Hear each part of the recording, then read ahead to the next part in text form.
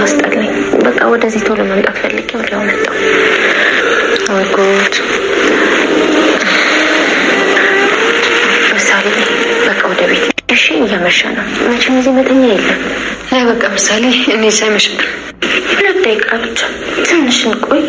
ምሳሌ ነገ ትመጪ የለ እንዴ? ደግሞ መሽቶ እኔ ስለእናንተ ልጨንቅ ተሻለች።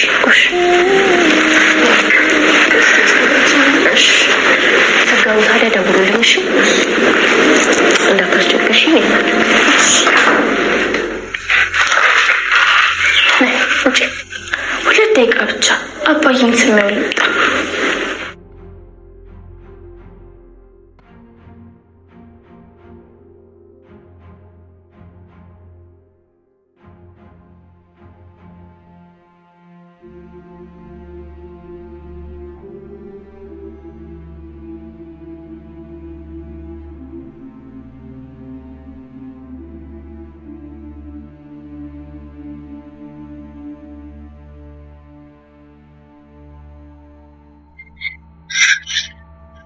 ሰላም ክቡራትና ክቡራት ውድ የቻናሌ ተከታታዮች እንደምቆያችሁልኝ፣ የዛሬውን የምሳሌን ክፍል እንዴት ተመለከታችሁት? ቆንጆ፣ አሪፍ፣ ምርጥና ሳቢ እንደነበረ እንጠራጠራለን።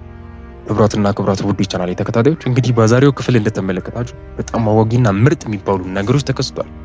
ከዚህም ነገር ውስጥ አንዱ መሀሌት ባለፈው እንግዲህ ብሩኬን አንቃ ልትገለው ራሱን አውጥታ ልትታፈነው ነበር ያለው። በዚህም የተነሳ 3 ቀን አልተላለፈም። ምክንያቱም ደግሞ እኛን ለማጓጓዝ ሲሆን አይቀርም። የእውነትም ሀሳባቸው ሰርቶ በጣም ጓጉተን ነበር። ክቡራትና ክቡራት ውድ ቤተሰቦቻችን የእውነት ጓጉታችሁ ነበር?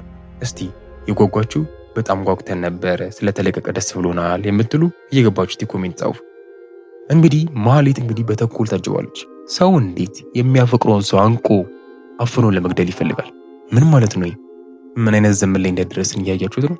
ኢየሱስ ክርስቶስ እኛ ለፍቅሩ ሲል ለኛ ያለውን ፍቅር ለማሳየት ሲል ራሱን መስቀል ላይ መስዋዕት አድርጎ ፍቅር ምን ማለት እንደሆነ አስተማረ። እኛ ሰዎች ግን የምናፈቅረው እኛ ካልሆነ እንግደለው ያን ሰው፣ ምክንያቱም ከኛ ውጪ ደስተኛ ሆኖ ልናየው እንዲኖር ማንፈቅድም የሚል አመለካከትን ብዙዎቻችን ይዘንቀኛል። መሀሌትም ከነዚህ ውስጥ አንዷ ነው። ክቡራትና ክቡራት ወደ ቻናሌ ተከታታዮች በዚህ ነገር ምን ታስባላችሁ? መሀሌት እስቲ ከዚህ ድራማ ትወጣለን የምትሉ ቤተሰቦች ይህንን ቪዲዮ ላይክ አድርጉ።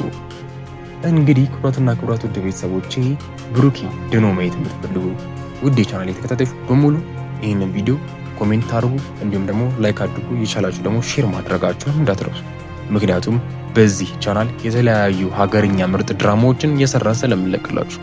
ይህ ናቱ ሙቪ ሪካፕ ነው ወይም ደግሞ ዩቶፒያ ሚዲያ። እንግዲህ በዚህ ቻናላችን ላይ አብሬያችሁ እንግዲህ እኔ ሪቪው እየሰራሁ የምቆየው ናትናኤል አካሉ ነኝ።